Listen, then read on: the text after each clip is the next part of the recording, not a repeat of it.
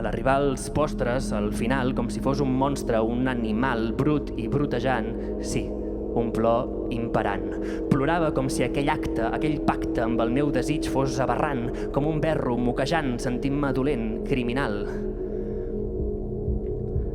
Aquest meu jo petit, aquest meu jo nen, inconscientment cridava: no em culpeu ni em colpegeu, com les ones del mar Egeu en plena tormenta. Les meves creences m'atormenten quan m'esmenten. Has caigut amb la tentació, traïdor, quina traïció.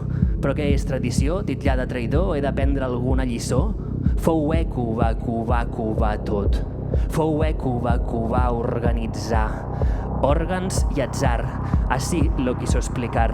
En el meu cap, Ècuba era un personatge que m'incitava a venjar, a reclamar una llibertat que no sabia que existia ni que hi podia aspirar.